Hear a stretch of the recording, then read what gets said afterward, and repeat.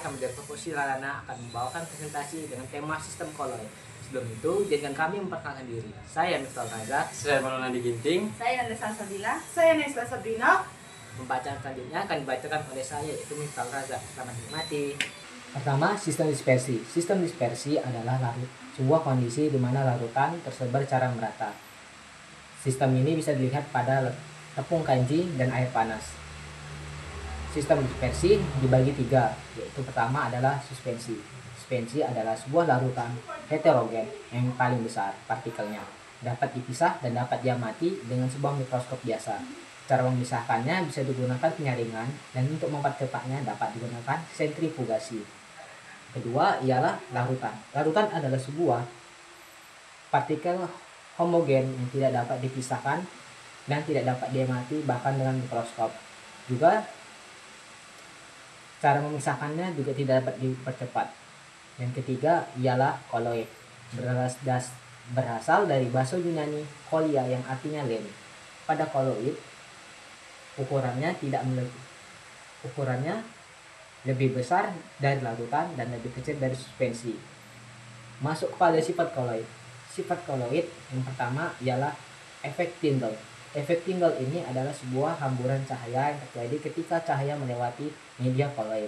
Efek ini digunakan untuk membedakan larutan sejati dengan larutan koloid, karena larutan sejati tidak memiliki hamburan cahaya ketika dilewati medianya.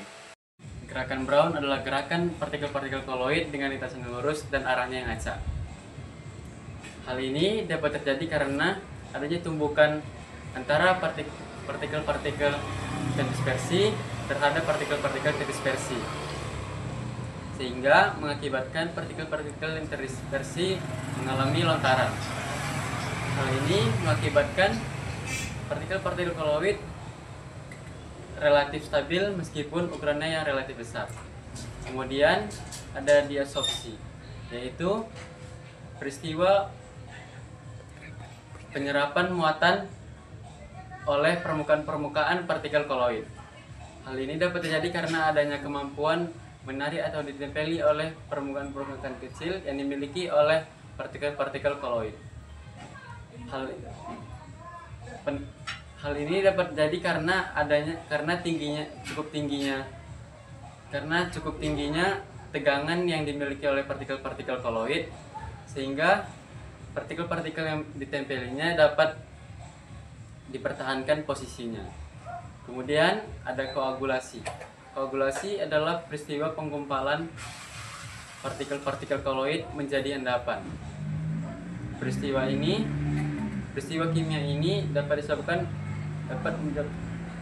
kimia yang dapat menyebabkan koagulasi diantaranya yaitu mencampurkan partikel koloid yang berbeda muatan.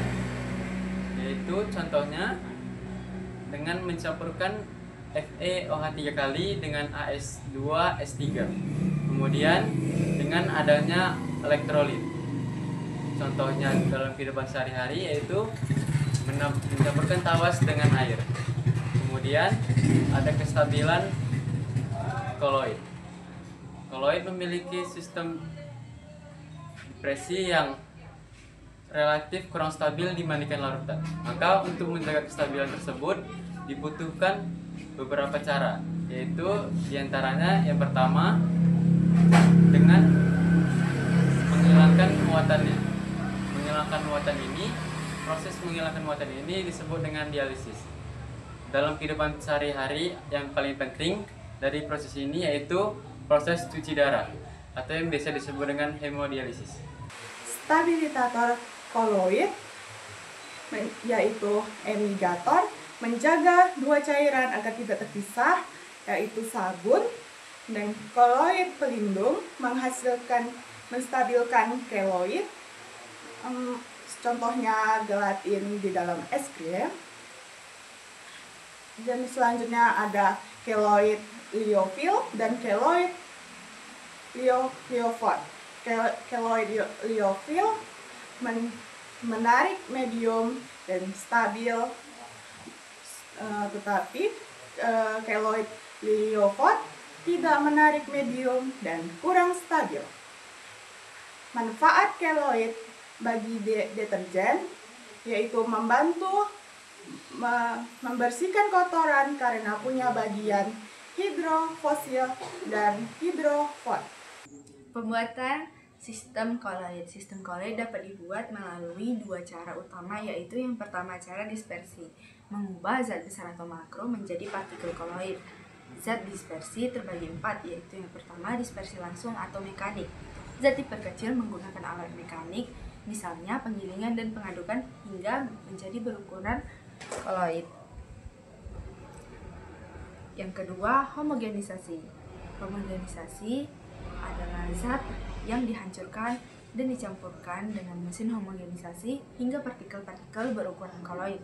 Yang ketiga, peptisasi. Zat yang sudah dalam bentuk endapan diubah menjadi koloid dengan menambahkan zat pemecah. Misalnya seperti menambahkan NH3 ke endapan AgCl. Yang keempat, busur Bredig. Digunakan untuk koloid logam dengan cara menghancurkan logam menggunakan busur listrik di bawah air. Yang kedua, cara kondensasi. Mengubah partikel-partikel kecil seperti ion atau molekul menjadi partikel koloid. Dapat diubah larutan dengan koloid melalui reaksi yang pertama, reaksi hidrolisis, menghasilkan partikel koloid dari reaksi air dan garam logam. Contohnya seperti FeCl3 ditambah 3H2O menjadi FeOH 3 kali ditambah 3HCl.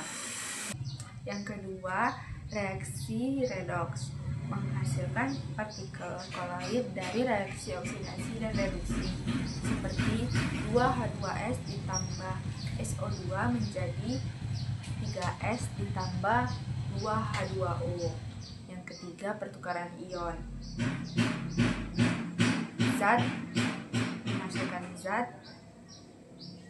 Yang ketiga, pertukaran ion menghasilkan zat yang sulit dilarut melalui reaksi ion. Contohnya seperti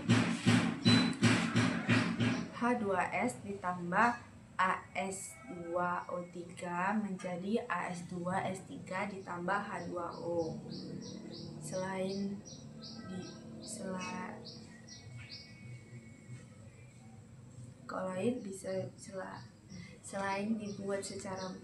dibuat secara buatan, koloid juga bisa terbentuk secara alami seperti lumpur dan getah karet. Sekian presentasi dari kami. Terima kasih semuanya.